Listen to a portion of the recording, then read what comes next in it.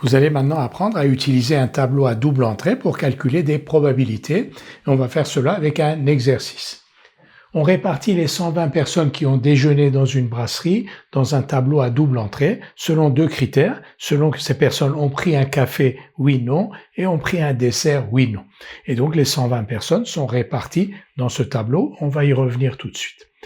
On choisit une personne parmi ces 120, on choisit au hasard une personne parmi ces 120, on appelle D et C respectivement les événements suivants. D, c'est l'événement, le client a pris un dessert.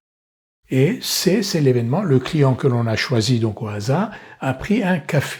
On nous demande de calculer probabilité de D, probabilité de C, probabilité de D inter C bar et probabilité de D bar inter C bar. Je vous invite à répondre à ces 4 questions, puis à examiner le corrigé que l'on va présenter.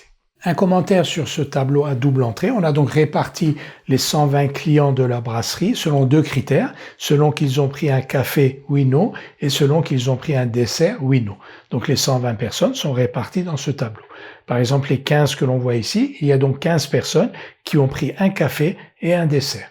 40 ici, il y a 40 personnes qui n'ont pris ni café, ni dessert, etc. Quel est l'univers de cette expérience aléatoire? D'abord, quelle est cette expérience aléatoire? L'expérience aléatoire, c'est qu'on choisit une personne parmi les 120 qui ont déjeuné dans cette brasserie.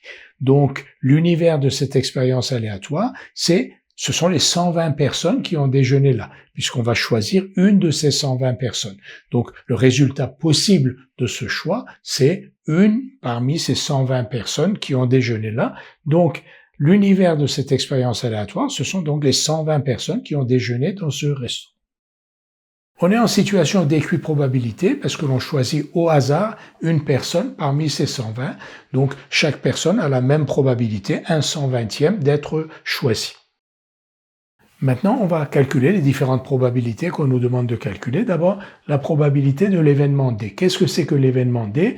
Le client qui a été choisi, donc, a pris un dessert. Probabilité de D. Cet événement D, quelles sont les issues qui le constituent? Les issues qui constituent l'événement D, ce sont toutes les personnes qui ont pris un dessert, parmi les 120 personnes. Comment on calcule la probabilité de D? On est en situation d'équiprobabilité. On va donc diviser le nombre d'issues de D par le nombre total d'issues. Combien y a-t-il d'issues dans l'événement D? D, ce sont les personnes donc qui ont pris un dessert. Combien sont-elles? Elles sont 25 d'après le tableau. Vous voyez, dessert oui, 25. Donc, il y a 25 issues dans l'événement D. Il y a 25 issues qui réalisent l'événement D. Et combien y a-t-il d'issues au total? Il y en a 120. Donc, P de D égale nombre d'issues de D divisé par nombre total d'issues. 25 sur 120 égale 5 sur 24. Nous allons de la même manière calculer les autres probabilités. L'événement C maintenant. Qu'est-ce que c'est que cet événement C? Donc l'événement C, c'est la personne que l'on a choisie a pris un café. Combien de personnes parmi les 120 ont pris un café? Donc café oui, 70.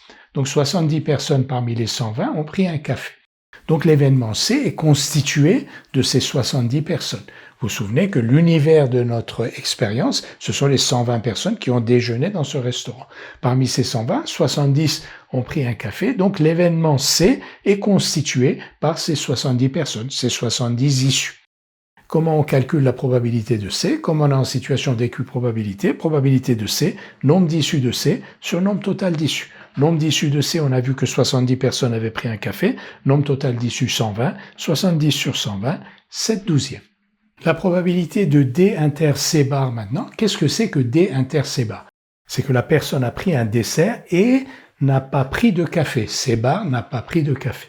Combien de personnes ont pris un dessert mais pas de café? Dessert, oui. Café, non. 10 personnes. Donc, les issues qui constituent l'événement D inter C bar, ce sont ces 10 personnes.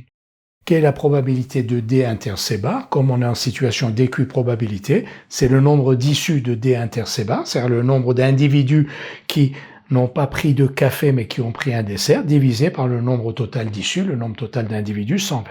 10 sur 120, 1/12e. D bar inter C bar, ça veut dire quoi? C'est donc la probabilité que l'individu que l'on a choisi n'ait pris ni dessert ni café. Combien de personnes n'ont pris ni dessert ni café? café non, dessert non, 40. Donc 40 personnes n'ont pris ni dessert ni café. Donc l'événement D-bar inter C-bar est constitué par ces 40 personnes, c'est-à-dire que ce sont ces 40 issus qui réalisent cet événement-là. D-bar inter C-bar donc contient 40 personnes, 40 issus, et donc probabilité de D-bar inter C-bar, nombre d'issus de D-bar C-bar 40, divisé par le nombre total d'issus 120, 40 sur 120 égale 1 tiers. Donc la probabilité pour que la personne que l'on a choisie au hasard n'ait pris ni dessert ni café est égale à 1 sur 3.